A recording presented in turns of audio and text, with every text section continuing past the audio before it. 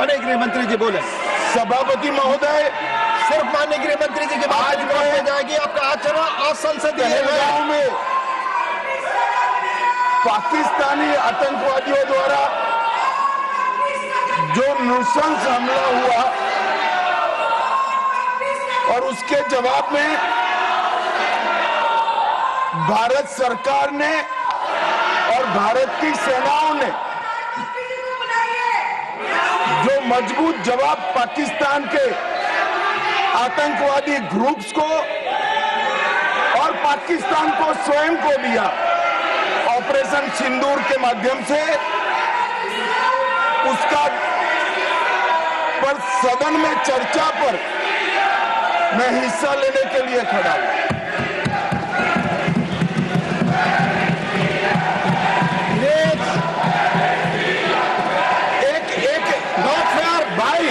एक मिनट सुनो, एक मिनट प्लीज, मैं आपका जवाब देना चाहता हूँ। अरे यार एक मिनट सुनो, एक मिनट अपनी भाषण नहीं कर रहा प्लीज।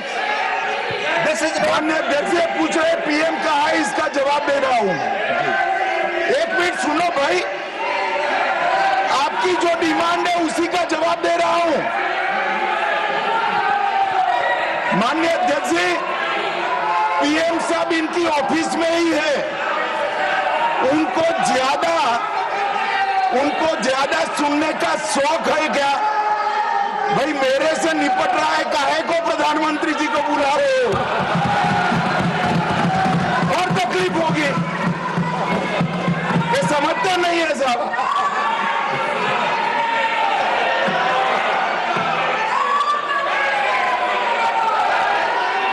माननीय सभापति जी, सबसे पहले पहलगाम हमले में हमारे देश के जो निर्दोष नागरिकों को धर्म पूछकर, चुन कर उनके परिवार के सामने मारा गया। मैं उन सभी दिवंगत नागरिकों के परिवार के साथ मेरी संवेदना व्यक्त करता हूं। जब ऑपरेशन सिंदूर के बाद पाकिस्तान ने गोलीबारी करी, वो गोलीबारी में कुछ नागरिक हताहत हुए, वो नागरिकों के परिवारजनों के प्रति भी मैं गहरी संवेदना व्यक्त करना चाहता हूं। माननीय अध्यक्ष जी, ऑपरेशन सिंदूर, ऑपरेशन महादेव, ये दोनों के लिए जिन सुरक्षा बलों ने भारत का सम्मान बढ़ाया है, वो सभी को मैं हृदय पूर्वक बहुत बहुत साधुवाद देना चाहता हूं।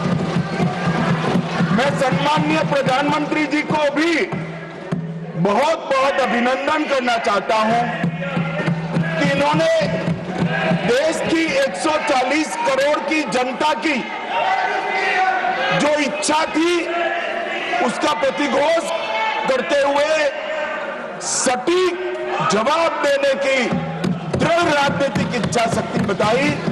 इसके लिए मैं सम्माननीय प्रधानमंत्री जी को भी अभिनंदन करना चाहता हूं। मान्यवर, सबसे पहले मैं ऑपरेशन महादेव के बारे में बताना चाहता हूं। मान्यवर, परसों ही प्लीज कश्मीर में प्लीज आपको माननीय नेता प्रतिपक्ष सबने सुना, ये सही आचरण नहीं है आप सबका। Please go back your seats. No, माननीय गृह मंत्री आप बोले। नहीं, खड़गे जी कुछ कहना चाहते हैं तो एक मिनट के लिए बताने दीजिए। बताएं। मैं अभी भाषण नहीं कर रहा हूं, माननीय अध्यक्ष जी इनके मुद्दे का जवाब दे रहा हूं। अब सुनिए खड़गे साहब, प्लीज लिसन इन प्लीज। मैं आपको माननीय खड़गे जी, मैं आपको इन्फॉर्म करना चाहूंगा, बीएससी मीटिंग में मैंने ऑलरेडी एक्सप्लेन किया था आपके सदस्यों को कि सरकार की ओर से माननीय कोई मंत्री जवाब दे सकता, ये रूलिंग है, आप फोर्स नहीं कर सकते किसी को। प्लीज प्लीज माननीय गृह मंत्री जी आप बोले।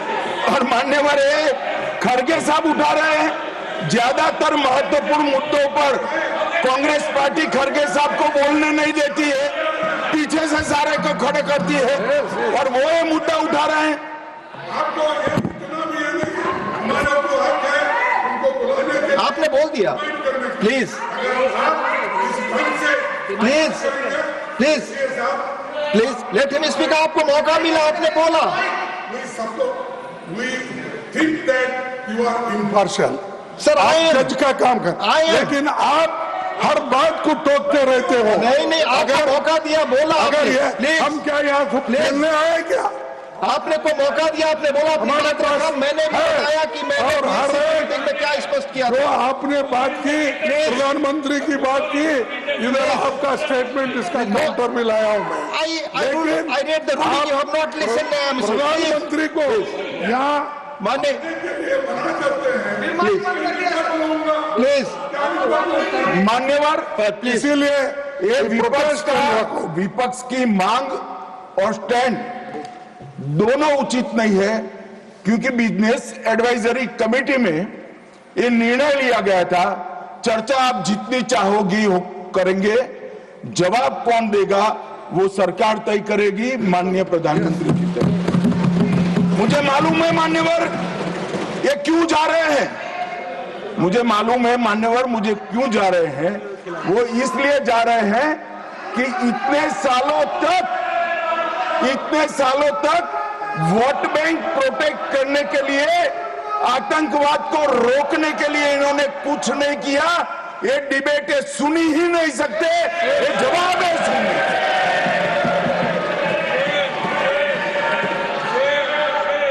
और जब भी ये कह रहे हैं और कोई लीडर ऑपोजिशन होता और ये बोलता तब तो मैं समझता, खड़गे साहब बोल रहे हैं ज्यादातर महत्वपूर्ण चर्चाओं में कांग्रेस पार्टी उनके नेता को, लीडर ऑफ ऑपोजिशन को बोलने ही नहीं देती है।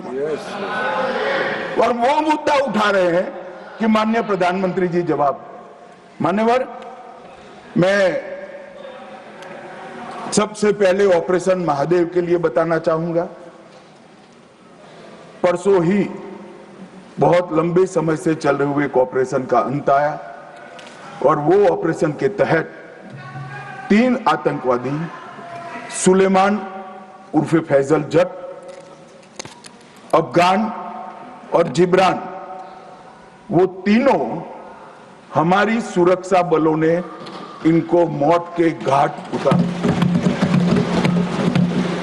मानवर सुलेमान ए श्रेणी का लश्कर तैयबा का कमांडर था। उसने पहलगांव हमले में उसकी ही राइफल से गोलियां चली थी, गगनगिर में भी उसकी राइफल से गोलियां चली थी और उसको हमारे सुरक्षा बलों ने कश्मीर छोड़कर पाकिस्तान भागने नहीं दिया। अफगान भी ए ग्रेड का लश्कर तैयबा का कमांडर था और जिब्रान भी उच्च आला दर्जे का लश्कर तैयबा का आतंकवादी था। मान्यवर इससे स्पष्ट हो गया है कि ये आतंकवादी हमले में लश्कर तैयबा का हाथ था, इसके इशारे पर ही ये घटना हुई थी। और साहब देखिए, प्रधानमंत्री जी ने सेना को जो हुक्म दिया ऑपरेशन सिंदूर में, मैं बाद में बताऊंगा, उसने लश्कर तैयबा के हेडक्वार्टर को छिन्न विछिन्न कर दिया। इनको भेजने वाले भी मारे गए और जिन्होंने गोली चलाई थी वो भी मारे गए। एक प्रकार से ऑपरेशन महादेव और ऑपरेशन सिंदूर दो इकट्ठा होता है तो दुनिया के सभी आतंकवादी हमलों में सबसे सटीक, सख्त और त्वरित जवाब माननीय प्रधानमंत्री के नेतृत्व में भारत के सुरक्षा बलों ने दिया। लश्कर तैयबा का आप सभी जानते हैं कि एक प्रतिबंधित संगठन है। कुछ ही समय के बाद इनके एक आउटफिट टीआरएफ ने जिम्मेदारी ली कि हमने ये निर्दोष नागरिकों को मौत के घाट उतारा है। मान्यवर, उसी दिन मैं वहां पहुंच गया था। सुरक्षा रिव्यू की मीटिंग हुई थी और सुरक्षा रिव्यू की मीटिंग में तय हुआ था कि आप जल्दी से जल्दी इनको पकड़िए, मगर उससे भी जल्दी ये लोग देश छोड़कर पाकिस्तान न भाग जाए इसकी चिंता करिए।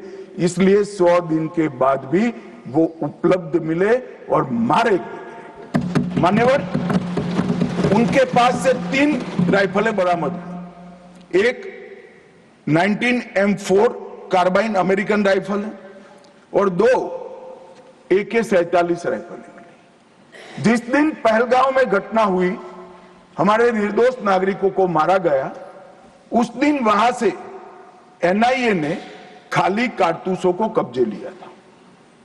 इनके मारे जाने के पहले ही वो खाली कारतूसों का फोरेंसिक साइंस लेबोरेटरी में एक प्रकार से इसकी जन्म कुंडली निकाली थी कि कौन सी राइफल से चले हैं।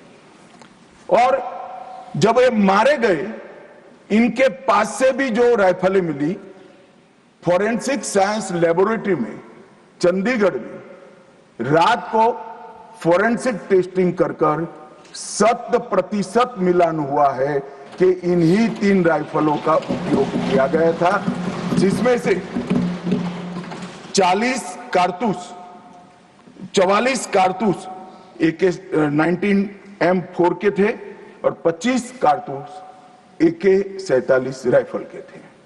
इसलिए अब कोई बहस भी नहीं बची है, कोई शको शुबह भी नहीं बचा है कि इन्होंने मारा था या नहीं था। एनआईए ने बहुत विगत जांच करी है मान्यवर, लगभग 1055 लोगों के स्टेटमेंट लिए हैं। इसके आधार पर इनके रेखाचित्र भी बनाए गए। उसके बाद ट्रैकिंग करते हुए 2 दिन जिन्होंने इनको आसरा दिया था, वो ढोंक के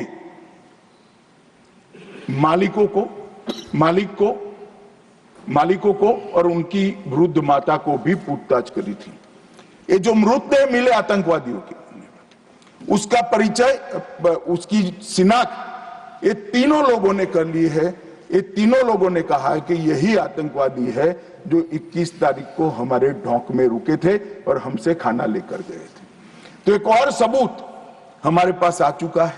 चेहरे का मिलान भी कैमरे के माध्यम से बहुत अच्छे तरीके से संतोषजनक रीत से हुआ है।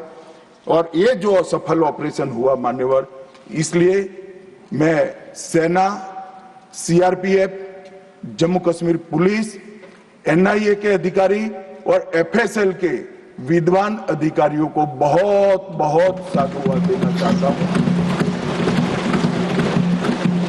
और ये जो ऑपरेशन चला मान्यवर, आईबी द्वारा 22 मई को, मतलब लगभग 1 माह बाद हमें सूचना मिल गई थी कि ये जगह पे टेररिस्ट लोकेट है। उसके बाद आईबी और मिलिट्री इंटेलिजेंस ने और शिनाख्त करी और लगभग 22 जुलाई को इनके लोरा सेट को ट्रैक करने का काम समाप्त हुआ। एग्जैक्ट पिन पॉइंटेड लोकेशन को आइडेंटिफाई किया गया और फिर एक मीटिंग 4 पैरा, सीआरपीएफ और जम्मू कश्मीर पुलिस तीनों के अफसरों की हुई और स्ट्राइक किया गया। तीनों आतंकवादी मारे गए हैं। कोइंसिडेंट देखिए मान्यवर, देश भर से मुझे बहुत एसएमएस आए थे, विशेषकर जो मारे गए थे उनके परिजनों का, इनके सर में गोली मारिएगा। जब भी मारे तब तीनों के एनकाउंटर के वक्त तीनों के सर में ही गोली लगा है मान्यवर। ये कोइंसिडेंट मान्यवर,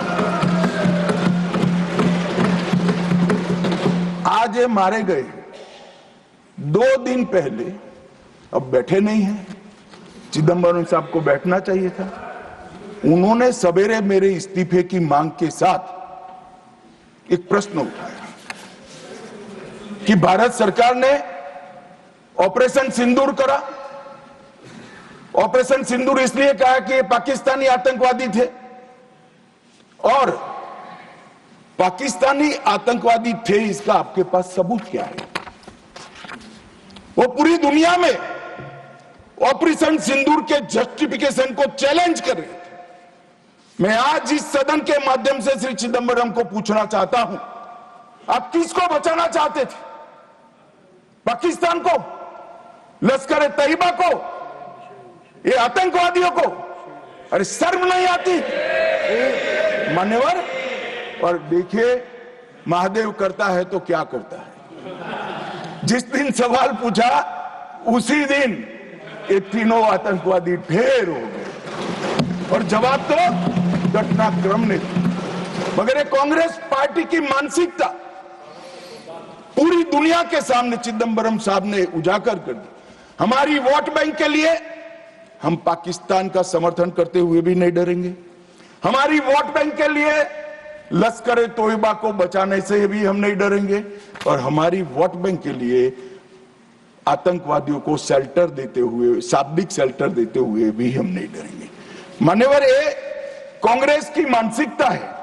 और अभी अभी पृथ्वीराज चौहान साहब का इंटरव्यू आ गया, उन्होंने कहा ऑपरेशन का नाम धर्म के आधार पर रखने के अलावा इनको कुछ नहीं आता है। मान्यवर, कांग्रेस पार्टी बैठी नहीं है, उनको मालूम नहीं है हर हर महादेव सिर्फ धर्म का नारा नहीं है। शिवाजी महाराज ने जो मुगलों के खिलाफ लड़ाई लड़ी, स्वतंत्रता की लड़ाई लड़ी, और शिवाजी महाराज की सेना का युद्ध घोष था हर हर महादेव। और ये प्रतीक है, ये प्रतीक है हर प्रकार के भारत पर के हमले का, भारत की संप्रभुता पर हमले का, और भारत की सीमाओं पर अतिक्रमण के जवाब देने का। और मैं आज यहां से चौहान साहब को भी कहना चाहता हूं कि आप क्या नाम रखना चाहते थे, क्या नाम रखना चाहते, उसका जवाब दीजिए। मान्यवर, ये पूरी चीजों को हिंदू मुस्लिम के दृष्टि से देखते हैं। चौहान साहब का थ्योरी देखे तो आज हमारी सेना के कई सारे हमारी सेना के डिवीजनों का जो नारा है, युद्ध घोष है, कहीं प्रभु रामचंद्र की जय, कहीं जोश बोले सो निहाल सत श्री अकाल है, कहीं जाट बलवान जय भगवान है, क्या सियावर रामचंद्र की जय है, कहीं पर काली माता की जय है। ये सारे उद्घोष आप नहीं स्वीकारते हो, ये भाजपा ने रखे हुए नहीं है मान्यवर। ये हमारी सेना के जवानों से मन से निकलने वाला ये युद्धघोष, इसको हिंदू मुस्लिम के दृष्टि से नहीं देखना चाहिए। और कोई कहता है कि आज ही क्यों मारे गए। अब देखिए साहब, भाई कितना जिंदा रखना चाहते हैं। मैं भी पूछता हूं आज क्यों मारे गए, मैं तो दूसरी सेकंड मार देना चाहता था, मगर इतना सरल नहीं है। जिन ऊंचाइयों पर ये छुपे हैं, जिस प्रकार की निर्जन जगहों पे 22 दिन तक सीआरपीएफ सेना और जम्मू कश्मीर की पुलिस ड्रोन से भेजे हुए खाना खाकर इतनी कठिन परिस्थिति में इनका पीछा कर मारा है, और आप मुहूर्त पूछ रहे हो क्योंकि क्यों नहीं माना है आज? क्योंकि आज राहुल गांधी का भाषण था। इस तरह से नहीं चलता है मान्यवर।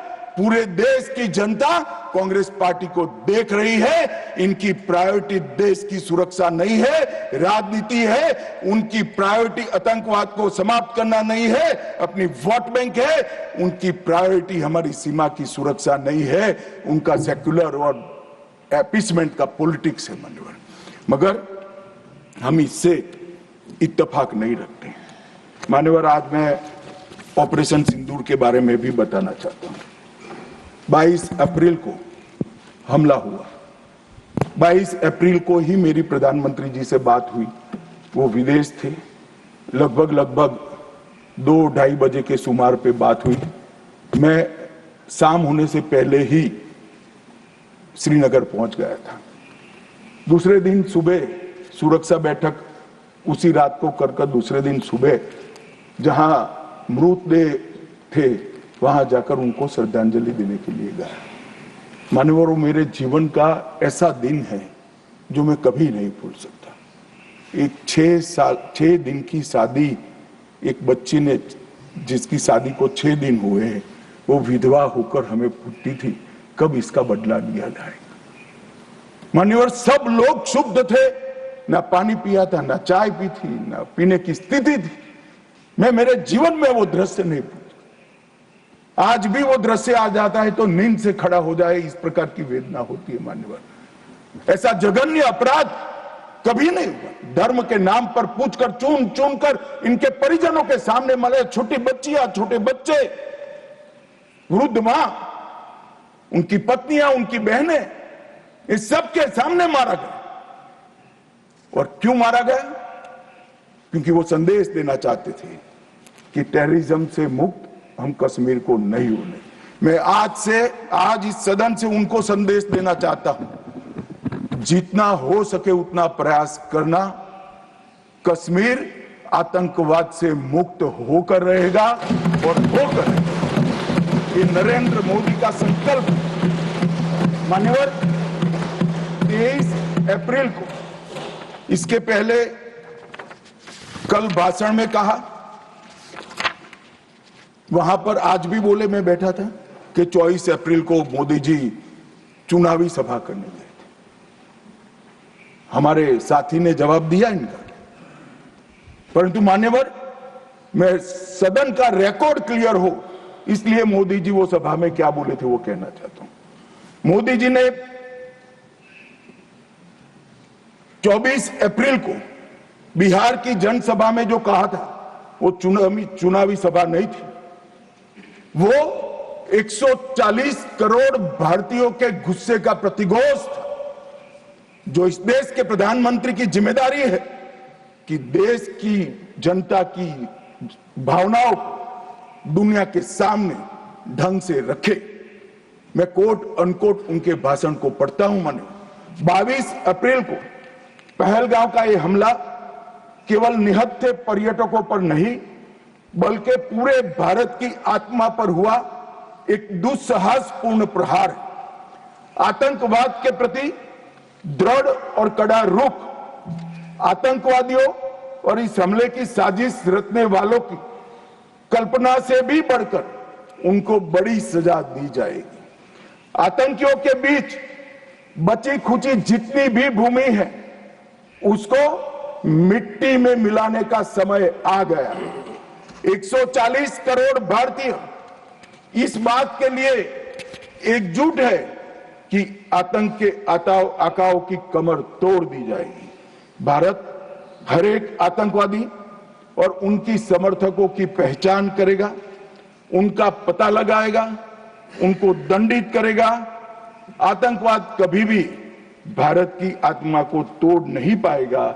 न्याय सुनिश्चित करने के हर प्रयास किए जाएंगे। और आज मैं मोदी जी को बहुत बहुत साधुवाद देता हूं उनकी दूरदर्शी।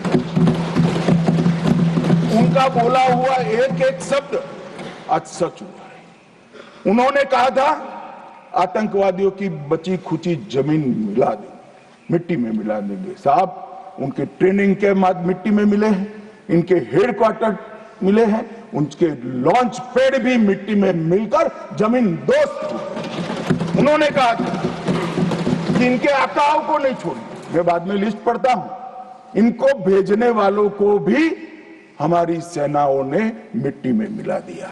उन्होंने कहा आतंकवादियों को भी नहीं छोड़ेंगे।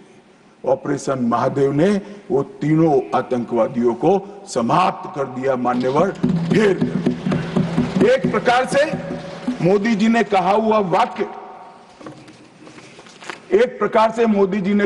वाक्य, हमारी सेना, हमारी वायुसेना, हमारी जल सेना और सभी पैरामिलिट्री फोर्स और जम्मू कश्मीर पुलिस ने उसको अपना कर्म का रास्ता बना दिया और कठोर दंड देने का काम किया है। मान्यवर, 23 अप्रैल को ही एक सीसीएस की मीटिंग बुलाई गई। सीसीएस की मीटिंग में कठोर संदेश देने का काम न केवल पाकिस्तान को, पूरी दुनिया को, कि भारत की सीमा और भारत की सेना, भारत के नागरिक और भारत की संप्रभुता इसके साथ खिलवाड़ नहीं करते, वरना परिणाम भुगतने पड़ते हैं। माननीय उन्होंने तय किया सीसीएस की बैठक में 1960 की जवाहरलाल नेहरू के द्वारा की गई एक तरफा पाकिस्तान के फायदे वाली सिंधु जल संधि को तत्काल प्रभाव से रोक लिया था। मान्यवर ऐतिहासिक फैसला है। हम सब वर्षों से मानते थे कि हिंदू जल संधि एक तरफा है, हमारा पानी 80% वहां नहीं जा सकता। मान्यवर वहां तक कि वहां से गाद निकालने की भी परमिशन, उनकी कैनाल बनाने के पैसे भी भारत ने भेजे। और मान्यवर ये पानी पर अधिकार है भारत के किसानों। कश्मीर, पंजाब, हरियाणा, राजस्थान और दिल्ली का पीने का पानी अब कुछ ही समय में सिंधु के माध्यम से राजस्थान तक पहुंचेगा। एकीकृत जांच चौकी अटारी की जो चल रही थी उसको हमने बंद कर दिया। सार्क वीजा समाप्त कर दिया। 24 घंटे में सारे पाकिस्तानी नागरिकों को हमने वापस भेजना शुरू कर दिया। नई दिल्ली स्थित पाकिस्तानी उच्चायोग में रक्षा, सैन्य, नौसेना और वायुसेना के सलाहकारों को अवांछित व्यक्ति घोषित किया गया और दोनों उच्चायोग में स्टाफ को कम करा दिया गया। 55 से घटकर 30 करा गया और सीसीएस ने संकल्प लिया कि भेजने वाले और कृत्य करने वाले दोनों को दंडित किया जाएगा। इसके लिए सेना को खुली छूट देने का काम सीसीएस ने। ये पूछ रहे थे कल क्या हुआ, कैसे हुआ। सीसीएस के फैसले जो है वो मीडिया में आए थे, मगर उनको पढ़ना नहीं है, क्योंकि सारे जो फैसले लिए वो उनके द्वारा किए हुए निर्णयों को रद्द करने के और उनकी नीतियों के खिलाफ जो निर्णय हुए वो है। मान्यवर 30 अप्रैल को सशस्त्र बलों को ऑपरेशनल फ्रीडम देने का काम प्रधानमंत्री जी ने किया कि रक्षा मंत्रालय और सेना दोनों मिलकर तय करेंगे टारगेट क्या होगा, तरीका क्या होगा, स्थान क्या होगा और समय क्या होगा। और इसको हमारे सेना के जवानों ने इसको बहुत बखूबी निभाया। मान्यवर मैं तीनों सेनाओं को इस सदन के इस चर्चा में बहुत बहुत सम्मान के साथ साधुवाद देता हूं।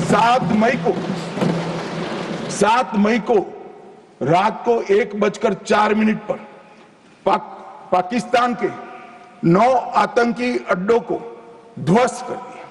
रक्षा मंत्री जी ने लोकसभा में बताया कम से कम 100 लोग मरे, 100 से ज्यादा मरे मगर कम से कम 100 मरे। और मान्यवर लश्कर तैयबा, जैसे मोहम्मद और हिजबुल मुजाहिदीन ये तीनों के हेडक्वार्टर को ध्वस्त करने का काम नरेंद्र मोदी सरकार ने किया, हमारी सेनाओं ने। और मान्यवर हमने तुरंत ही उनको सूचना दे दी थी। हमने उनको बताया मरकज सुभानअल्लाह बहावलपुर, मरकज तैयबा मुरीद के Mehmoona Joya camp Sialkot, Sarjal camp Sialkot, Sawai Nala camp Muzaffarabad, Syedna Bilal camp Muzaffarabad, Gulpur camp Kotli, Barnala camp Bhimber और अब्बास कैंप कोटली, उसको हमने समाप्त कर दिया है, तोड़ दिया है। और ये हमारे आत्मरक्षा के अधिकारों को उपयोग करते हुए कहा है हमारी कार्यवाही समाप्त हुई है। मैं बाद में आता हूं, ये पाक ऑक्यूपाई कश्मीर क्यों नहीं लिया, ये क्यों नहीं करा, वो क्यों नहीं करा। पहले तो वो सोचते थे कि कुछ ही नहीं होगा, हो गया तो ये क्यों नहीं हुआ। मैं कांग्रेस पार्टी को कहना चाहता हूं पाक ऑक्यूपाई कश्मीर आपने दिया था, मगर लेने का काम भारतीय जनता पार्टी की सरकार ही करेगी और कोई नहीं। मान्यवर, हमने तो हमला किया था आतंकवादी अड्डों पर, उनके हेडक्वार्टर पर, उनके संगठनों पर, उनके ट्रेनिंग कैंप पर, उनके लॉन्चिंग पैड पर, और हमारे आतंकवाद के ऊपर ये हमले को पाकिस्तान अपने पर का हमला समझ बैठा। और उन्होंने 8 मई को अपने रिहायशी इलाकों पर गोलीबारी की। हमारे सेना के इंस्टॉलेशन पर मिसाइल छोड़ी, ड्रोन फेंके, कोई पहुंच नहीं पाया, मगर नजदीक की सीमा में गोलीबारी से निर्दोष नागरिक जो घूम रहे थे वो हताहत हुए। मान्यवर, फिर भी भारत ने संयम रखा। उन्होंने गुरुद्वारा तोड़ा, हम कुछ नहीं बोले। उन्होंने मंदिर तोड़ा, कुछ नहीं बोले। भारत ने तय कर लिया कि हम इसका जवाब उनकी रक्षा की क्षमता को क्षीण करने के लिए, कम करने के लिए करें। और इसलिए 9 मई को भारत की सेना ने 11 एयरबेस को ध्वस्त कर दिया, इनके डिफेंस इंस्टॉलेशन और airbase. 8 airbase Nur Khan, Murid, Sargodha, Rafiqui, Rahim Yar Khan, Jacobabad, Sukkur, Bholari, 6 radar system, Sukkur, Lahore, Arifwala, Chunian, Jacobabad और नयाचौर, और surface to air guided missiles की सिस्टम लाहौर और ओकारा की। पाकिस्तान ने हमले के बाद मान्यवर लड़ने की स्थिति में ही नहीं था। ये पूछ रहे हैं किसके कहने पर समाधान हुआ, किसके कहने पर समाधान हुआ? किसी के कहने पर समाधान नहीं हुआ। पाकिस्तान घुटनों के बल हमारे डीजीएमओ को फोन किया कि भाई बंद करो। पहले से हमारा मकसद युद्ध का नहीं था, ना पाकिस्तान के अवाम को हम नुकसान करना चाहते थे। मोदी जी ने तुरंत कहा कि अगर पाकिस्तान रोकता है तो रोक लीजिए, और इसको भी राहुल गांधी आगे बढ़ा रहे हैं और पूछ रहे हैं। कुछ लोगों ने आशंका की कि कौन मरा वहां। मान्यवर, उनको मालूम नहीं है। उनके समय में जो जघन्य आपराधिक घटनाएं हुई, आतंकवादी घटनाएं हुई, वो घटना को घटाने वाले आतंकवादी हमें पूछते थे। मुझे तो कई लोगों ने पूछा कि वे 90 दिन हुए क्या हुआ, 95 दिन हुए क्या हुआ, रोज 5 फोन आते थे।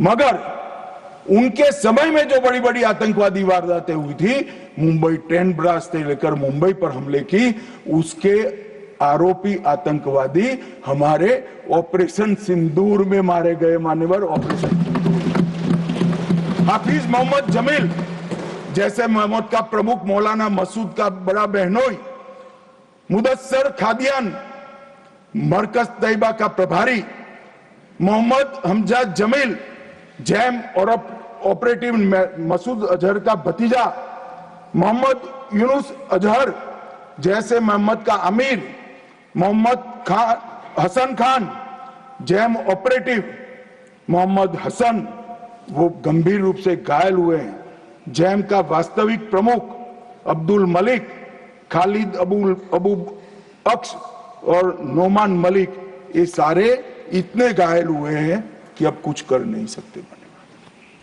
मान्यवर, ये जो हमला हुआ वो उन्होंने इनके दिल पर हमला किया है, आतंकवाद के दिल पर पहली बार प्रहार किया है। मान्यवर, पहले भी हमने सर्जिकल स्ट्राइक करी, एयर स्ट्राइक करी। एक प्रकार से सर्जिकल स्ट्राइक और एयर स्ट्राइक दोनों पाक ऑक्यूपाई कश्मीर में थी। मेरे जैसे लोग तो मानते हैं कि हमारी भूमि पर ही हमने हमला किया था, क्योंकि पाक ऑक्यूपाई कश्मीर इस सदन के द्वारा स्वीकारा हुआ संकल्प है कि पाक ऑक्यूपाई कश्मीर भारत का है। मगर पहली बार पाकिस्तान की सरहद में जाकर हमारी सेना ने पराक्रम दिखाया है और आतंकवादियों के अड्डों को, उनके ट्रेनिंग कैंप को और उनके लॉन्चिंग पैड्स को खत्म करने का काम किया है। मान्यवर, एक चिदंबरम साहब कल भाषण में बोले कि ये नहीं कहा जा सकता कि ऑपरेशन सिंदूर निर्णायक था। चिदंबरम साहब यहां है नहीं, मगर मैं उनको जवाब देना जरूर चाहता हूं कि चिदंबरम साहब, अगर 65 की लड़ाई निर्णायक थी क्या, तो फिर टेररिज्म क्यों फैला? 71 की लड़ाई निर्णायक थी क्या, तो टेररिज्म क्यों फैला? और अनेक बार जो कार्यवाही हुई वो निर्णायक थी क्या? मान्यवर, जब तक दुश्मन या तो डर नहीं जाता या सुधर नहीं जाता, कभी निर्णायक अंत नहीं आएगा। मान्यवर, इतने सालों तक उनको डराने की, दंडित करने की कोई प्रक्रिया ही नहीं हुई। क्यों डरेंगे वो? हम तो डोजियर पर डोजियर भेजते रहे, कभी उनको जवाब नहीं दिया। नरेंद्र मोदी ने जवाब दिया मान्यवर, सर्जिकल स्ट्राइक करी, एयर स्ट्राइक करी और ऑपरेशन सिंदूर। खौफ पैदा हो गया है। मुझे मालूम नहीं, मेरे पास सूचना नहीं, रात को भी जब जाते होंगे, स्वप्न में हमारी मिसाइल से दिखाई पड़ती होगी। ये डर से ही शांति होती है, ये सुधरने वाले लोग नहीं है मान्यवर। मगर चिदंबरम साहब कहते हैं कि आतंकी पाकिस्तान से आए थे, इसका सबूत क्या है? चिदंबरम साहब, सबूत तो हमारी एजेंसियों ने ढूंढ लिया। अब आप क्या बोले थे, इस पर क्या बोलना चाहते? मान्यवर, इनके चिदंबरम जी के कार्यकाल में ही अफजल गुरी की फांसी जब तक वो गृह मंत्री नहीं गए नहीं हुई। मान्यवर, बंबई का हमला, बंबई के हमले के बाद आज ये दिग्विजय सिंह चले गए हैं, उन्होंने कहा है तो आरएसएस ने कराया था। मान्यवर, ये क्या बोल रहे हैं? किसके लिए बोल रहे हैं? किसको बचा रहे हैं? क्या कहना चाहते हैं? और हिंदू टेरर का सगुफा किसने छोड़ा? मैं आज दुनिया के सामने, देश की जनता के सामने गर्व से कहता हूं कि हिंदू कभी टेररिस्ट नहीं हो सकता। हम कभी टेररिस्ट नहीं हो सकते। क्या कहना चाहते हैं? फर्जी टाइप के केस बनाए, एक भी केस अदालत में नहीं टिका। देशभक्त संगठनों पर आरोप लगाए आपने, सिर्फ आपकी छिछोरी राजनीति के लिए, क्षुल्लक फायदे के लिए। और फिर क्या कर लिया? फिर भी हार गए। हारे तो ना। और अब हर रोज कह रहे हैं कि आप हमेशा है नहीं, आप हमेशा नहीं रहेंगे, आप हमेशा का तो मुझे मालूम नहीं साहब। मैं 61 का हुआ हूं, 14 से 30 साल तक भारतीय जनता पार्टी की ही सरकार रहने वाली है। मैं चिदंबरम साहब को कहना चाहता हूं, आप डर डाल दो, भारतीय जनता पार्टी की सरकार में जीने 30 साल तक भारतीय जनता पार्टी की सरकार रहेगी। मान्यवर, मैं 2015 में बोला था हमारी उड़ीसा कार्यकारिणी में, भुवनेश्वर कार्यकारिणी में। अब ये 5 साल गिन लो तो 15 तो हो ही गए और 15 भी हो जाएंगे। मान्यवर, भारतीय सेना के लिए कभी भी इन्होंने तैयारियां नहीं की। चीन के कई जवानों ने चीन की लड़ाई के बाद लिखा, हमारे पास बंदूक छोड़िए, कारतूस छोड़िए, नमक, चीनी और माचिस भी उपलब्ध नहीं थी। घनघोर ठंड में पहनने के लिए हमारे लिए ठंड के कपड़े भी नहीं थे। मान्यवर, आज वही सेना ब्रह्मोस से लैस है, आकाश उनके मिसाइलों को तोड़ देता है मान्यवर। और पाकिस्तान की पूरी एयर डिफेंस सिस्टम हमारी सेना आधे घंटे में उसको मलबे में बदलकर रख देती है मान्यवर। ये नरेंद्र मोदी के शासन में, मोदी जी के शासन में 11 साल में परिवर्तन, गोली नहीं बना पाते थे। मैं बाद में बताता हूं, लाखों करोड़ों का सामान हम बना रहे, विदेश में भेज रहे हैं, एक्सपोर्ट कर रहे हैं। हमारी सेना का काफी सारा कई सारी चीजें हमने ब्लैकलिस्ट कर दी, इंपोर्ट नहीं कर सकते। और R&D के लिए एक बहुत बड़ा इकोसिस्टम बनाने का काम देश के प्रधानमंत्री नरेंद्र मोदी ने किया है।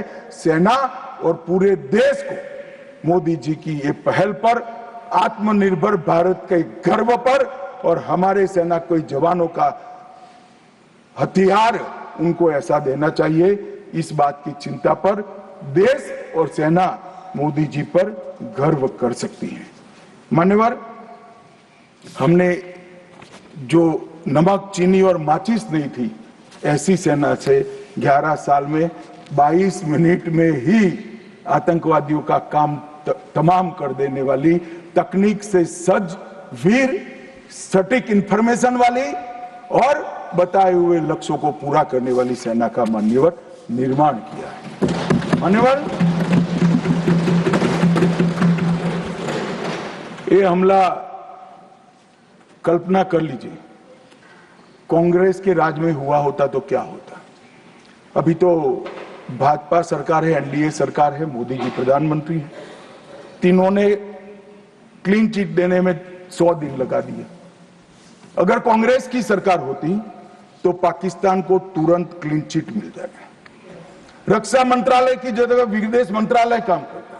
रातों रात जेरोक्स मशीनों पर डोजियर तैयार होते, डोजियर वहां भेजते थे और फिर चर्चा करते शर्म अल शेख में, और कुछ नहीं करते साहब। और ये हमें सवाल पूछ रहे, कोई अधिकार नहीं है कांग्रेस पार्टी को, भारतीय जनता पार्टी को आतंकवाद के बारे में सवाल पूछने का। मान्यवर, इस देश के अंदर आतंकवाद फैला, पनपा, बढ़ा तो इसका एकमात्र कारण कांग्रेस की सरकारों की लचर और तुष्टीकरण से युक्त वोट बैंक की राजनीति रही है। मान्यवर, और आज हमारा सौभाग्य है कि एक ऐसा नेतृत्व है जो ब्रह्मोस मिसाइल्स भेजता है, डोजियर नहीं भेजता है। मान्यवर, और नेतृत्व सम्मानीय मान्यवर, ये संघर्ष विराम के लिए भी कई सारे कह रहे हैं। मैंने कल सुना रहा, पीओ का क्यों नहीं ले, इतना उछल उछल कर बोलते थे। और ये यहां पर काफी विद्वान लोग बैठे हैं, इनको कुछ संसद की मर्यादा, संसद में बात करने का तरीका, मतलब वास्तविक चीजें बोलने की पद्धति कुछ नहीं सिखाते। मैं आज पूरे देश के सामने बात करना चाहता हूं। मान्यवर, ऑपरेशन सिंदूर युद्ध नहीं था। यूएन चार्टर के अनुच्छेद 51 के चैप्टर 7 के तहत हमने आत्मरक्षा के लिए बल प्रयोग का जो हमारा अधिकार है उसको उपयोग किया था। 22 अप्रैल को पहलगाम में आतंकवादियों ने जो हमला किया, हमारे निहत्थे नागरिकों को मारा, और इसके जवाब में आतंकवादियों की पूरी इकोसिस्टम तोड़ने का हमारा अधिकार है, जो विश्व के सभी देशों ने हमारे अधिकारों को स्वीकारा है। वो अधिकार का हमने उपयोग किया था। और जब पाकिस्तान ने ही कहा कि हमें संघर्ष नहीं करना है, तब हमने इसको स्वीकारा। और कहते थे, मैं बाद में बताऊंगा मान्यवर, वो हमें कहने लगे कि भाई क्यों करा, ये ले लेते, वो ले लेते। मैं बाद में जब आपके समय में जो घोषित युद्ध हुए, ये तो घोषित युद्ध नहीं था मान्यवर, मगर घोषित युद्ध हुए कांग्रेस के समय में, इसमें आपने क्या किया है वो बाद में मैं मान्यवर बताता हूं। उसके पहले मैं आतंकवाद के परिदृश्य पर, जम्मू कश्मीर का आतंकवाद का परिदृश्य और देश का परिदृश्य, इस पर बताना चाहता हूं। मान्यवर, कांग्रेस देश की सबसे पुरानी पार्टी है और सबसे ज्यादा शासन भी कांग्रेस और उनके साथियों ने देश पर किया है। उनके समय में हमारे प्रधानमंत्री नरेंद्र मोदी जी को 3 नासूर मिले आंतरिक सुरक्षा की दृष्टि से। पहले कश्मीर का आतंकवाद, नॉर्थ ईस्ट की इंसर्जेंसी और वामपंथी उग्रवाद, नक्सलवाद, ये 3 नासूर मिले। और 30 से 40 वर्ष तक ये नासूर भारत की धरती को रक्त रंजित करते रहे। न जाने कितने लाल हमारी सेना के, सीआरपीएफ के, बीएसएफ के, सीआईएसएफ के मारे जाते रहे, शहीद पर शहीद। न जाने कितने निर्दोष किसान, न जाने कितने निर्दोष नागरिक आतंकवाद, इंसर्जेंसी और वामपंथी उग्रवाद की भेंट चढ़े, मगर कुछ नहीं हुआ। आज मैं कहना चाहता हूं मान्यवर, कश्मीर के उग्रवाद के बारे में बाद में आता हूं। नॉर्थ ईस्ट इंसर्जेंसी और वामपंथी उग्रवाद दोनों क्षेत्र में हिंसा में 75% की कमी लाने का काम नरेंद्र मोदी। मैं इस पर बहुत ज्यादा बोलना नहीं चाहता क्योंकि आज ये विषय नहीं है, परंतु कश्मीर के अंदर जो आतंकवाद था वो मैं इस पर जरूर बोलना चाहता हूं। मान्यवर, इसका कारण क्या था? इसके कारण के मूल में जाना चाहिए। जब से कश्मीर का सृजन हुआ, धारा 370 बनाई गई। किसने बनाई? कांग्रेस पार्टी ने बनाई। इसका समर्थन और इतने लंबे समय तक किसने चला? कांग्रेस ने चला है। मान्यवर, इसका स्वरूप क्या था? धारा 370 और 35 से क्या कहती? कश्मीर का एक अलग ध्वज होगा, कश्मीर का एक अलग संविधान होगा और 5 अगस्त 2019 तक ये अलग ध्वज और अलग संविधान चलते रहे। हमारी पार्टी के पहले राष्ट्रीय अध्यक्ष श्यामा प्रसाद मुखर्जी ने इस धारा 370 के लिए अपना बलिदान देने का काम किया, उनकी हत्या कर दी। और क्या हुआ? इससे हमेशा अलगाववाद को पोषण मिलता रहा कि हम भारत के बाकी राज्यों जैसे नहीं है, हमें कुछ और मिल सकता है, हमारा तो संविधान अलग है, हमारा राष्ट्रध्वज अलग है। तो हर युवाओं को बरगाले, उनको उकसाने का मौका हमने पाकिस्तान, और कश्मीर के अंदर पहले अलगाववाद की बात हुई, फिर आजादी की बात हुई और वो ही आतंकवाद का मूल बना मान्यवर। और इसके बाद धार्मिक कट्टरता बढ़ाने वाले सारे संगठन इनकी तुष्टीकरण की नीति के कारण चलते रहे। मान्यवर, जमायत-ए इस्लामी, कई सारे संगठन जो बच्चों में, युवाओं में, किशोरों में धार्मिक कट्टरता पर बढ़ाते रहे, अलगाववाद बढ़ाते रहे, चलने दिया, चलने दिया, चलने दिया। बैन लगाएंगे तो हमारी वोट बैंक नाराज हो जाएगी। मान्यवर, इसके साथ साथ पाकिस्तान ने टेरर ग्रुप बनाए और ये टेरर ग्रुप के प्रवक्ता, इसका नाम है हुर्रियत कॉन्फ्रेंस। हर टेरर ग्रुप ने अपना एक ग्रुप, सिविलियन ग्रुप बनाया, इसके साथ चर्चा करते रहे और उनके परिणाम स्वरूप यहां आतंकवाद बढ़ता गया। मान्यवर, मैं आज स्वर्गीय शम्मी कपूर को भी कोट करना चाहता हूं। शम्मी कपूर जी, मैं पार्टी का अध्यक्ष था तब मिलने आए थे। उन्होंने कहा, अमित भाई, मेरा जब गोल्डन पीरियड था, मेरा साल का 30% टाइम कश्मीर में जाता था, इतना शूटिंग होता था कश्मीर, और मैं वहां के लोगों को मिला हूं। प्रोग्रेसिव सोसाइटी थी, महिलाएं प्रोग्रेसिव थी, धर्मनिरपेक्ष बात करते थे, सूफी संतों की बात करते थे, वहां पर कश्मीरी पंडित भी मिलते थे। आज मैं देख रहा हूं कि वो बच्चियां पथराव कर रही है। क्या हो गया? किसने बिगाड़ा? तब मैं इसके नीचे गया था मान्यवर, तब मालूम पड़ा कि ये जमाते इस्लामी ने पूरी शिक्षा, प्राथमिक शिक्षा पर कब्जा जमा कर रखा था और बच्चों के दिलो दिमाग के अंदर जहर घोलना शुरू किया। तब जाकर ये स्थिति हुई। मगर कोई भी कभी भी ये कांग्रेस इसके मूल में नहीं गई और मान्यवर धीरे धीरे ये बढ़ता गया। मान्यवर, नरेंद्र मोदी जी ने तय किया कि ऐसा नहीं चल सकता और 5 अगस्त 2019 को यही ऐतिहासिक सदन में धारा 370 और 35 को समाप्त, और उसके बाद शुरू हुआ टेररिज्म को फैलाने वाले, अलगाववाद फैलाने वाले टेररिस्ट और इनकी इकोसिस्टम संपूर्ण सफाई का एक युग शुरू हुआ। मान्यवर, धारा 370, 35 से हटाए गए, जीरो टेरर प्लान बना, एरिया डोमिनेशन की योजनाएं बनी, कैपेसिटी बिल्डिंग की योजनाएं बनी, मल्टी लेवल डिप्लॉयमेंट लगाया गया, तकनीक का उपयोग बढ़ाया गया, जेल प्रबंधन बढ़ाया गया, ड्रोन रोधी सिस्टम और गन तैनात किए गए। मान्यवर, हम सब ने देखा, देश की जनता ने देखा, कई आतंकवादी मारे गए, 10-10 हजार के जनाजे निकलते थे। मान्यवर, हमने कठोर निर्णय लिया, आतंक में लिप्त किसी भी व्यक्ति का जनाजा नहीं निकलेगा, जहां मरेंगे वही दफना दिया। और मान्यवर, इस वक्त कांग्रेस पार्टी ने विरोध किया था, फारूक अब्दुल्ला जी की पार्टी ने विरोध किया। आतंकी समर्थन को चूर चूर कर नौकरियों से निकाला गया, पासपोर्ट और गवर्नमेंट कॉन्ट्रैक्ट के हेतु इनको अघोषित किया गया।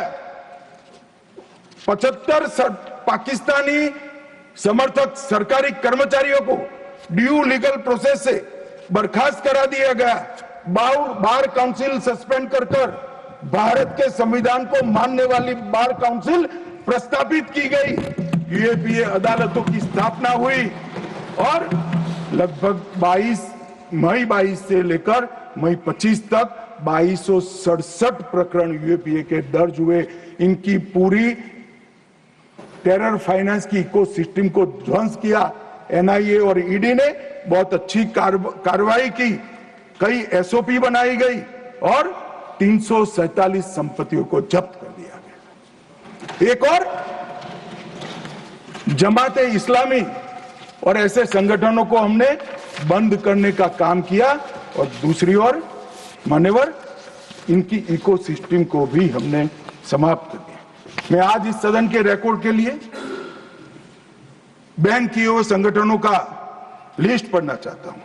द रेजिस्टेंस फ्रंट टीआरएफ जिसने घटना करी थी, People's Anti Fascist Front, Tehreek ul Mujahideen, Jamaat ul Mujahideen, Jammu Kashmir Ghaznavi Force, Khalistan Tiger Force, हिब्ज ul Tahrir, Jamaat e Islami, Jammu Kashmir Liberation Front, Jammu Kashmir Democratic Freedom Party, Muslim League Jammu Kashmir, Tehreek Hurriyat, Muslim Conference Sumji Group, Jammu Kashmir National Front, Jammu Kashmir People Front League, Jammu Kashmir Peoples League, Jammu Kashmir Ittihad Musalman Awami Action Committee और इसके साथ साथ सिख फॉर जस्टिस और पीएफआई को भी हमने बैन कर दिया। और मान्यवर परिणाम क्या हुआ? परिणाम ये हुआ 2010 में 10 से 15 की एवरेज ऑर्गेनाइज्ड टाउन प्लिटिंग, हमने भी दृश्य देखे हुए जो समूह कपूर ने चिंता की थी। छोटी छोटी बच्चियां पथराव करती थी। 2564 सालाना होते थे। 2564 पथराव की घटना होती। 2024 के बाद एक भी घटना नहीं हुई। ऑर्गेनाइज हड़ताल जिसका वो लोग ऐलान करते थे, पाकिस्तान के बैठे हुए हुर्रियत के आका सालाना 132 दिन घाटी बंद रखते थे। 3 साल से एक भी हड़ताल का ऐलान नहीं हुआ है, हिम्मत नहीं है। टाउन पेल्टिंग में नागरिकों की मृत्यु, 112 नागरिक मारे जाते थे, अब 0 मारे जाते हैं। सिक्योरिटी फोर्स का इंजर्ड, साल में 6235 सिक्योरिटी फोर्सेस इंजर्ड होती थी, अब 0 हो गई है। मान्यवर इसके साथ साथ ये पूछ रहे थे, अभी वो शिवसेना की सदस्य भी पूछ रहे, क्या आतंकवाद समाप्त हो गया?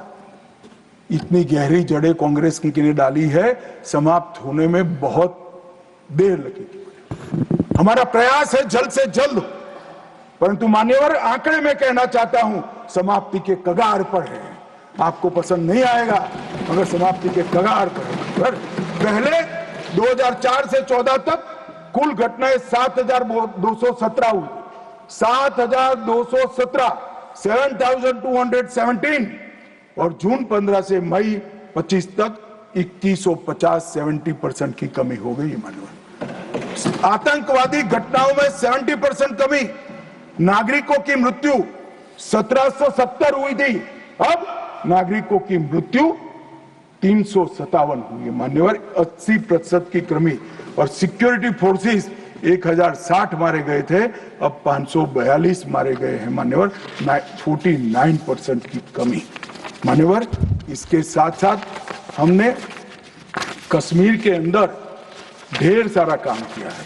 मान्यवर लगभग 59,000 करोड़ की 53 परियोजनाएं, चिनाब पर विश्व का सबसे बड़ा पुल बना, 8.5 किलोमीटर लंबी बनिहाल सुरंग बनी, उधमपुर श्रीनगर बारामुल्ला तक रेल पहुंची, जोजिला सुरंग और बनिहाल सुरंग बने, रोजगारी का सृजन 63,000 लोगों का हुआ, जम्मू देश का पहला शहर बना जहां IIM, IIT और एम्स तीनों संस्थान वहां पर है। मान्यवर पहला शहर लगभग ऐसी स्थिति कश्मीर में भी तीनों प्रोग्रेस पर है। 40,000 नौकरियां दी, विस्थापितों को प्रतिनिधित्व दिया, कश्मीर विस्थापित कश्मीर पंडितों के 2 सदस्यों का नामांकन करने का कानून लेकर आए और सबसे बड़ी बात मान्यवर, हमने भारत के संविधान का झंडा कश्मीर में फहराने का काम। ये पूछते हैं क्या हुआ? पहले 3 परिवारों तक राजनीति, न पंच था, न सरपंच था, न तहसील पंचायत थी, न जिला पंचायत। आज जम्मू कश्मीर में 34,260 जनप्रतिनिधि चुने हुए जम्मू कश्मीर के नागरिकों की सेवा कर। मान्यवर, पहले चुनाव होते थे। मुझे एक सेना के रिटायर्ड जनरल मिले, बाद में मैं बताता हूं। उन्होंने कहा, अमित भाई, हमारा काम तो मुख्य सुरक्षा का नहीं था, वो तो भगवान भरोसे था। सबसे बड़ा काम फर्जी वोटिंग करना था। कराते थी प्रशासन, हम इनकार करते थे। कई लोगों को मेमो दिए गए, फिर भी हम अड़े रहते थे। 3%, 4% वोटिंग होती थी। आज नरेंद्र मोदी के शासन में जिला पंचायत के चुनाव में 98.3%। जनरल इलेक्शन में अब तक का सबसे ज्यादा वोटिंग आजादी से। ये बताता है वहां लोकतंत्र प्रस्थापित हो रहा है मान्यवर। और 63% हुआ और 1,000 करोड़ से रुपये से ज्यादा पैसा पंचायतों को सीधा देने का काम किया। मगर मान्यवर, क्यों हुआ? मैं आज पूरे सदन को बताना चाहता हूं। मैं अभी इस बात को कभी उजागर नहीं किया, मगर मुझे लगता है मौका भी है और दस्तूर भी है। जब से प्रधानमंत्री जी प्रधानमंत्री की कुर्सी संभाले, तब से उनके दिलो दिमाग पर कश्मीर की शांति का भूत था। अहरनिश सुधर। मान्यवर, 2015 में पार्टी का अध्यक्ष बना। मोदी जी ने मुझे जनरल सिन्हा के घर पर भेजा। जनरल सिन्हा जो कई साल तक कश्मीर में सेवा की, नॉर्थ ईस्ट में भी सेवा की, NCR में रहते थे। मैं 3 दिन उनके घर पर बैठा, उन्होंने पूरी डिटेल बताई। फिर कश्मीर से जुड़े हुए 25 लोगों की अलग अलग सूची दी। इनके साथ मैंने घंटों चर्चा की थी और मोदी जी ने भी अनेक लोगों को बुलाकर चर्चा की। अगर मोदी जी करते हैं, वो बताते नहीं है, मगर मुझे कुछ तो मालूम है, क्योंकि काफी सरपंच को मिले थे। इनकी मिनट्स मेरे पास आई थी। पार्टी की दृष्टि से युवाओं से मिले थे, धार्मिक नेताओं से मिले थे, जम्मू के लोगों को मिले, घाटी के लोगों को मिले और नेशनल कॉन्फ्रेंस के MPO को भी मिले थे। और ढेर सारा मंथन 2014 से चलता था। वो मंथन अंत में कश्मीर के अंदर, आज मैं विश्वास के साथ कह रहा हूं साहब, आतंकवाद समाप्ति के कगार पर है। आतंकवाद समाप्ति के कगार। एक जमाना था कि पाकिस्तान को आतंकवादी पाकिस्तान से भेजने ही नहीं पड़ते। हमारे कश्मीर के युवा हाथ में हथियार उठा लेते। मगर आज मैं 6 माह का रिकॉर्ड इस सदन को बताता हूं। 6 माह में आतंकवादी संगठनों में एक भी कश्मीरी युवा की भर्ती नहीं हुई है और जो मारे जा रहे हैं वो सारे पाकिस्तान। क्योंकि जम्मू कश्मीर के अवाम ने मोदी जी की नीतियों को स्वीकारा है। पहले कभी नहीं हुआ सर कि आतंकवादी कोई बड़ा कृत्य करते थे, घाटी में इसका विरोध होता है। मैं आज घाटी की जनता को, जम्मू की जनता को बहुत बहुत साधुवाद देना चाहता हूं। एक भी गांव ऐसा नहीं था घाटी का जहां ये पहलगाम हमले का विरोध नहीं। और जब तिरंगा घर पर फहराने की बात होती है, जिनके बच्चे आतंकवाद की भेंट चढ़ गए, वो माँ बाप भी तिरंगा फहराते हैं। और मान्यवर, आतंकवाद पर तो कांग्रेस को बोलने का अधिकार ही नहीं है। मान्यवर, मैं आज सदन के सामने डिटेल रखना चाहता हूं। अटल जी की सरकार ने निर्णय किया था कि आतंकवाद को समाप्त करें। काफी मंथन हुआ। मंथन के बाद तय हुआ कि मजबूत कानूनी संरचना खड़ी करनी पड़ेगी जिससे इनको सजा कराई जाए। कानूनी संरचना खड़ी करने के लिए पोटा का कानून लाना, एक कांग्रेस पार्टी ने विरोध किया। मैं आज वो है नहीं, मगर पूछना चाहता हूं, पोटा का कानून का विरोध किसको बचाने के लिए किया था?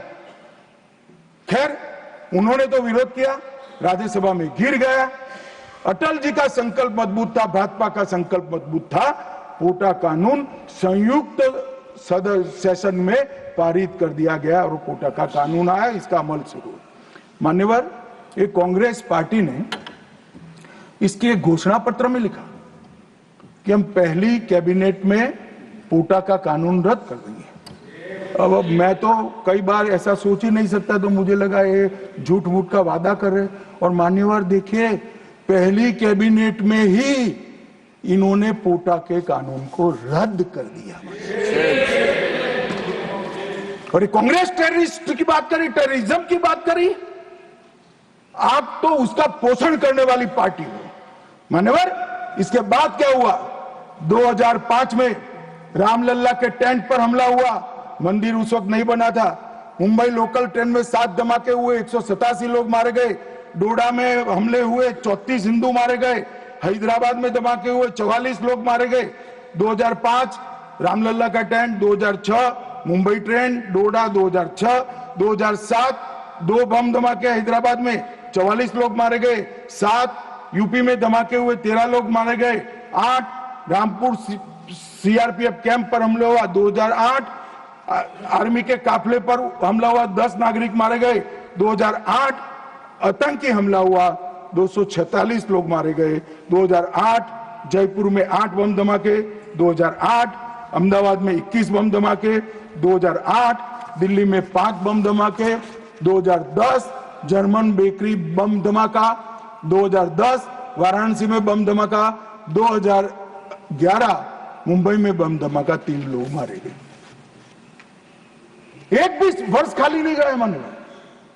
और हमें पूछ रहे कि आपने क्या किया? 100 दिन तक पूछते ही रहे, कहां गए, क्या किया, क्या किया, क्या किया। अब मुझे बताओ भाई, 2005 से शुरू कर 2011 तक आपने क्या किया? कांग्रेस पार्टी ने क्या किया? कौन से कानून लाए, कौन से कदम उठाए, और कब जाकर पाकिस्तान पर सर्जिकल स्ट्राइक, एयर स्ट्राइक और ऑपरेशन सिंदूर का आपने प्रयोग किया? जवाब कांग्रेस पार्टी को, देश की जनता को देना पड़ेगा। मान्यवर, 54 जगह पे देश के अलग अलग हिस्सों में 609 नागरिक मारे गए। और मैं आज गर्व से देश के गृह मंत्री के नाते उच्च सदन में कहता हूं, मोदी जी के राज में पूरे देश में कश्मीर छोड़कर कहीं पर भी टेररिस्ट घटना नहीं। और कश्मीर में भी, उरी में हुई, हमने सर्जिकल स्ट्राइक कर चेताया। पुलवामा में हुई, एयर स्ट्राइक कर और चेताया। अब नहीं सुधरते हैं, दुम टेढ़ी की टेढ़ी है, हम क्या कर सकते हैं? पहलगांव में करा मान्यवर, घर में घुसकर पटचड्डे उड़ाने का काम हमारी सेना। और मुझे तो कल सुबह ही किसी ने याद दिलाने के लिए, मेरी कॉन्स्टिट्यूएंसी से एक हमारी वरिष्ठ कार्यकर्ता है जिनकी उम्र 80 है, उन्होंने एक व्हाट्सएप भेजा था। उन्होंने कहा, अमित जरूर बोलना। अब मैं इतनी वरिष्ठ कार्यकर्ता की भावना को टाल नहीं सकता मान्यवर। उन्होंने एक व्हाट्सएप में वीडियो भेजा जिनमें सोनिया गांधी जी के घर से दौड़ते दौड़ते सलमान खुर्शीद जी आंसुओं से लहस बाहर आते। बाहर मैनेज मीडिया खड़ा है, उसके सामने कहते हैं कि सोनिया जी पूरी रात सो नहीं पाती है, इनके आंसू देखकर मेरी आंख से आंसू दिख रहे। ठीक है भाई, किस लिए आंसू बहाए? बाटला हाउस में वो पाकिस्तान प्रेरित आतंकवादी मारे गए, उसके लिए।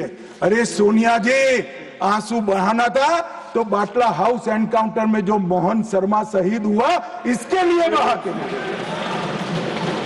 आप किसको प्रोटेक्ट करें? मतलब वोट बैंक का एक खेल। मुझे पूछते रहे साहब, 90 दिन तक भाग गए, आप क्या कर रहे हो? 25 दिन हो गए, 35 दिन हो गए, 40 दिन हो गए, सिंदूर इसका जवाब नहीं, आतंकवादी कहां गए? चलो भाई, ये तो भाजपा सरकार है, सेना ने ठोक दिया, सीआरपीएफ ने ठोक दिया, हो गया हमारा काम। अब मैं पूछना चाहता हूं, दाऊद इब्राहिम जिसने मुंबई में सीरियल धमाके गए, किसके राज में भागे मान्यवर? कांग्रेस के राज में। सैयद सलाउद्दीन किसके राज में भागा? कांग्रेस के राज में। टाइगर मेमन किसके राज में भागा? कांग्रेस के। अनीस इब्राहिम किसके राज में भागा? रियाज भटकल किसके राज में भागा? कांग्रेस। इकबाल भटकर किसके राज में भागा? मिर्जा सादाब किसके राज में भागे?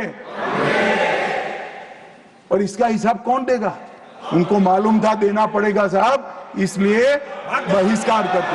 वो स्वयं भागे, आतंकवादियों को भगाया और वो भी भाग गए। और हमने मान्यवर 11 साल में यूएपीए में 2019 में अमेंडमेंट किया।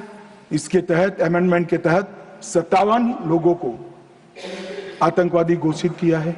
एनआईए का अमेंडमेंट किया, देश के बाहर जांच करने के हमने अधिकार लिए। एनएसए का हमने सख्त उपयोग किया, 370 को बैन किया, निरस्त कर दिया, पीएफआई को बैन किया, मैक को मजबूत किया, आईसीजेएस का हमने स्थापना किया, नफीस का स्थापना किया, पीएमएलए से टेरर फाइनेंसिंग को रोक दिया और नेट ग्रिड से माध्यम से पूरे देश के आतंकी संगठनों को एक कंप्यूटर की क्लिक पर लाकर रख दिया। मान्यवर, हमने पूरी इकोसिस्टम तैयार करी। और मान्यवर, ये जो कह रहे हैं, कल पूछ रहे थे कैसे आते हैं, मान्यवर मैं फिर से कहना चाहता हूं कि इतनी कठिन सरहद, कई जगह सुरंगें बनाते हैं और बना सकते हैं। मान्यवर, इसको रोकने के हम तकनीकी उपाय कर रहे हैं, कुछ समय में ही हो जाएगा। मगर कुछ नाले ऐसे हैं मान्यवर, वहां इतना बहाव होता है, वहां कोई चौकी नहीं लग सकती, चौकी बह जाएगी। वो घुस रहे हैं, मगर उन्होंने क्या स्टैंड लिया था? राहुल गांधी ने कहा, जब 2011 में हमला हुआ, उन्होंने कहा सभी आतंकी हमलों को रोकना संभव नहीं है। जवाहरलाल नेहरू ने कहा घुसपैठियों को कोई रोक ही नहीं सकता। मैं मानता हूं कि अभी भी पाकिस्तान कुछ आतंकी हमले कर पा रहा है, अभी भी कुछ घुसपैठ होती है, काफी कम हुआ है मान्यवर। मैं जिम्मेदारी के साथ बोलने वाला आदमी हूं, देश की जनता सुन रही है, काफी कुछ कम हुआ है, मगर हम कभी ऐसे हथियार नहीं डालते। मैं आज सदन के सामने कहना चाहता हूं, घुसपैठ और आतंकवादी घटनाओं को समाप्त करने के लिए नरेंद्र मोदी सरकार कृत निश्चयी दृढ़ता के साथ हमारा। मान्यवर, कल राहुल गांधी जी का मैंने स्टेटमेंट सुना, चीन के लिए प्रधानमंत्री क्यों नहीं बोलते, चीन के लिए नहीं बोलते, चीन के लिए नहीं बोलते। अब ये उनके सीनियर लोग हैं, उनका कोई ट्यूशन व्यूशन भी नहीं रखते। मान्यवर, कैसे बोलना चाहिए, क्या बोलना चाहिए, कुछ बोलते ही रहते। मगर आपने जब चीन की लड़ाई समाप्त हुई तब क्या किया? चीन की लड़ाई समाप्त हुई तब हमारा 38,000 वर्ग किलोमीटर हिस्सा चीन को अक्साई चीन का देने का काम कांग्रेस पार्टी और आपके नाना जवाहरलाल नेहरू ने किया था। मान्यवर, 1955 में देश में बहुत कम लोग जानते हैं, और ये पूछ रहे हैं कि कल मुझे कहने लगे झूठ बोल रहे हैं। मैं आज चीज भी लेकर आया। मैं selected works of Jawaharlal Nehru series volume 29 पृष्ठ 231 पढ़ रहा हूं, जो नेहरू जी ने स्वयं संकलन करा है। इसके लेखक जवाहरलाल नेहरू स्वयं है। अनौपचारिक रूप से संयुक्त राज्य अमेरिका की ओर से सुझाव दिया गया कि चीन को संयुक्त राष्ट्र से तो संबंध किया जाए, यूएन में उसको मेंबरशिप दी जाए, परंतु उसको सुरक्षा परिषद में नहीं, और उसकी जगह भारत को देना चाहिए। साहब, कोई भी देश का प्रधानमंत्री होता, धन्यवाद करता और भारत सुरक्षा परिषद में मेंबर बन जाता। आज मोदी जी जो प्रयास करते थे, करने की जरूरत भी नहीं पड़ती, हमारे पास भी वीटो होता। परंतु इन्होंने क्या कहा, हम स्वीकार नहीं कर सकते। चीन जैसे महान देश को सुरक्षा परिषद में नहीं रखते हैं तो सुरक्षा परिषद के मायने ही नहीं रहते। ये मान्यवर कांग्रेस का चरित्र। कल हमें सवाल पूछे थे, और चलो नाना तो बहुत दूर की बात है, इन्होंने मान्यवर एक प्रकार से चीन के बारे में राजीव गांधी फाउंडेशन जिसकी चेयरपर्सन उनकी माताजी थी, उससे एमओयू किया, चीन से पैसा लिया, हमने एफसीआरए का लाइसेंस यही बिना पर कानूनी तरीके से राजीव गांधी फाउंडेशन का एफसीआरए का लाइसेंस कैंसिल कर दिया। क्या राहुल गांधी देश की जनता को एक प्रेस कॉन्फ्रेंस करके बता सकते हैं कि चीन के साथ क्या एमओयू हुआ था? मान्यवर, हम जब हमारे सेनानी चीन की सेना के आंखों में आंख डालकर डोकलाम में सीना चौड़ा कर कर खड़े थे, तब ये चीन के राजदूत के साथ गुपचुप मीटिंग स्वयं राहुल गांधी करते। ये तो पीढ़ियों से चीन प्रेम चला रहा है। हिंदी चीनी भाई भाई से शुरू हुआ, सोनिया गांधी के राजीव गांधी फाउंडेशन से गुजरता हुआ चीन के राजदूत की मीटिंग तक आया। मान्यवर, और ये हमें कह रहे हैं कि आपने चीन का नाम नहीं दिया।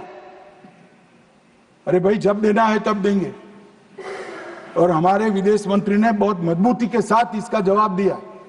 हर चीज प्रधानमंत्री को बोलने की जरूरत नहीं है, मगर आप देश की जनता को बताओ जरा, क्या एमओयू हुआ था, कितना पैसा लिया था? चीन के राजदूत के साथ युद्ध की स्थिति में कैसे बात कर सकते हो? और आप प्रतिपक्ष के नेता हो और 30,000 स्क्वायर किलोमीटर भूमि चली गई, और साहब इरिस्पॉन्सिबिलिटी देखे, कहते हैं वहां घास का तिनका भी नहीं उगता। अब नेहरू जी का सर मेरे जैसा था साहब, तो हमारे महावीर त्यागी थे, उन्होंने कहा कि साहब आपके सर पर भी एक बाल नहीं है, क्या इसको चीन भेज दे? क्या रिस्पॉन्सिबिलिटी है? कितने इरिस्पॉन्सिबल जवाब हुआ। और अभी संधि की बात करें, मान्यवर, मैं 71 के युद्ध में हमारा विजय हुआ। इंदिरा जी प्रधानमंत्री थी, बहुत अच्छा काम हुआ, विजय हुआ। 93,000 पाकिस्तान के सैनिक युद्धबंदी थे।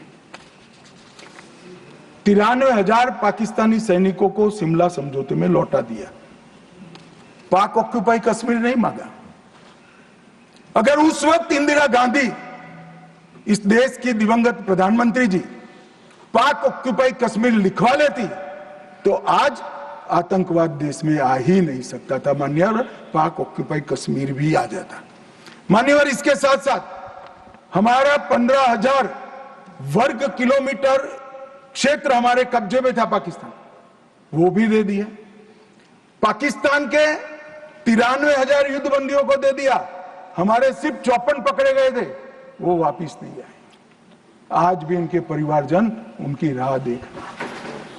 मान्यवर, क्या संवेदनशीलता है, क्या समझौता किया आपने?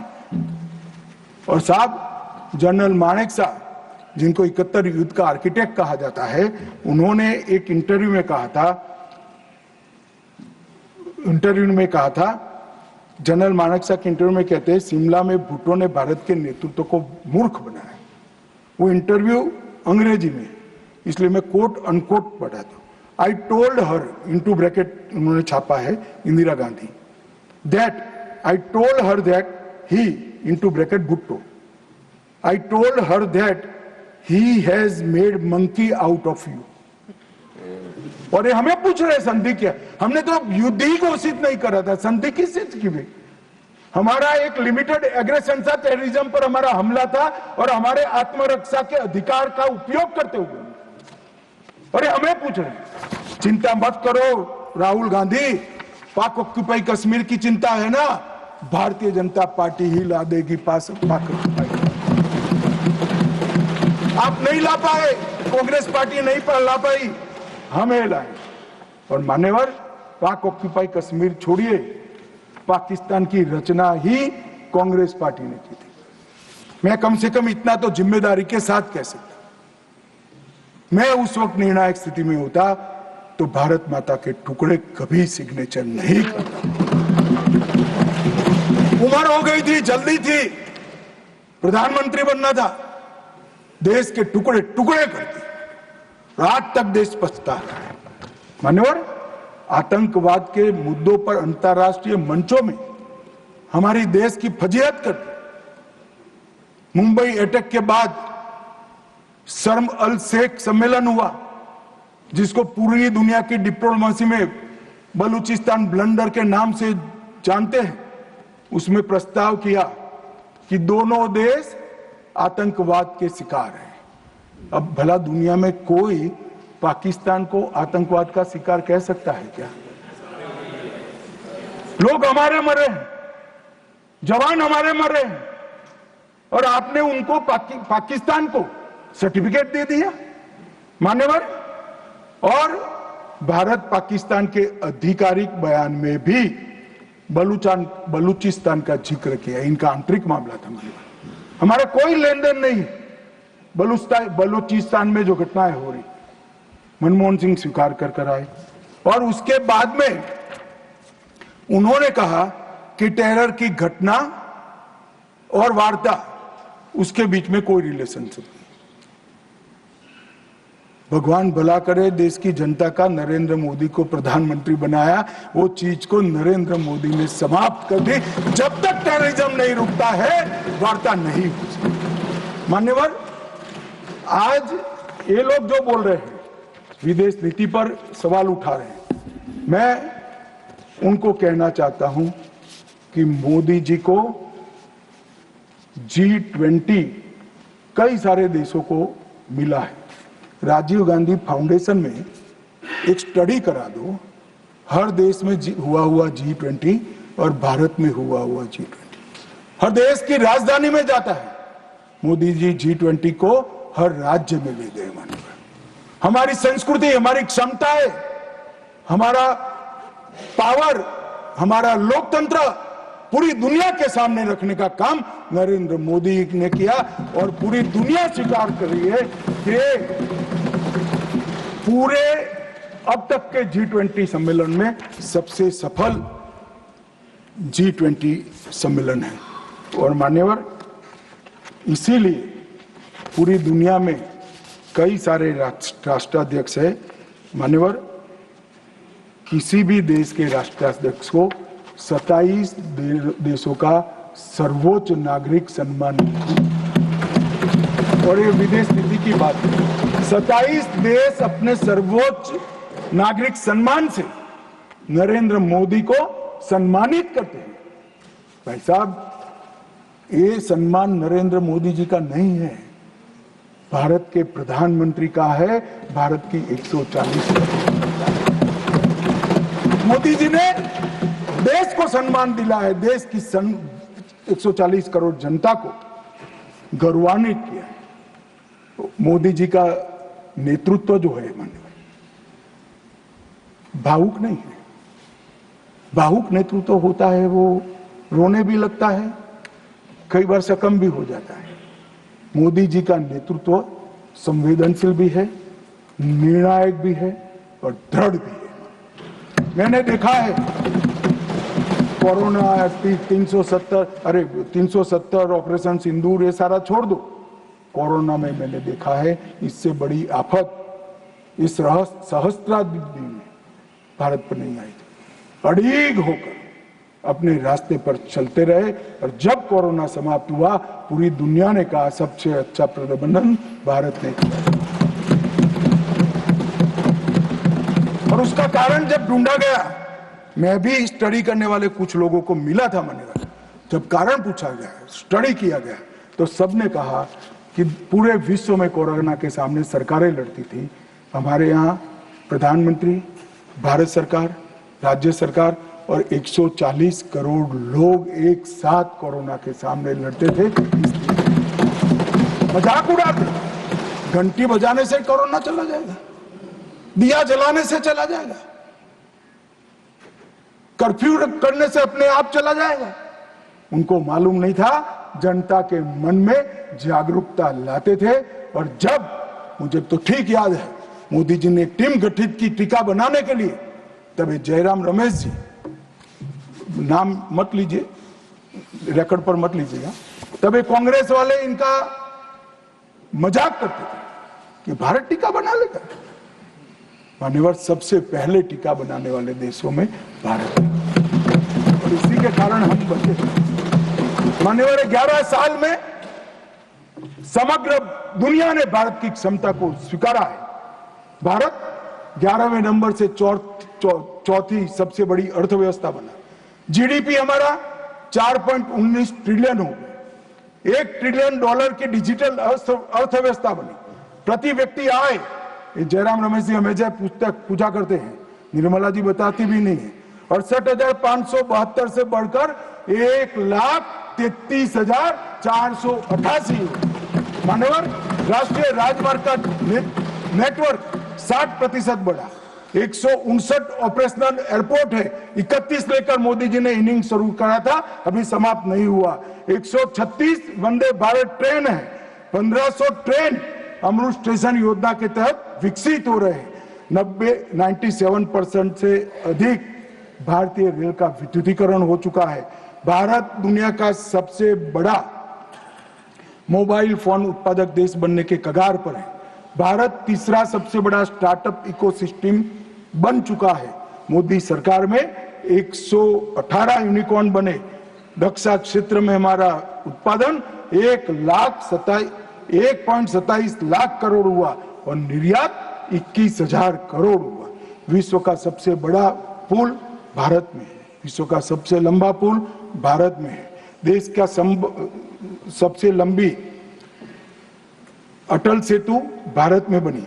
भारत का पहला वर्टिकल लिफ्ट रेल पुल मोदी जी के समय में हुआ और सबसे बड़ा एनएच भी मोदी जी के समय में बना। और सबसे बड़ी उपलब्धि कई पीढ़ियों से गरीबी जिनको डस रही थी, मान्यवर, 60 करोड़ लोगों को घर में बिजली, गैस, शौचालय, शुद्ध पीने का पानी, 5 किलो अनाज और 5 लाख तक का इलाज देने का काम।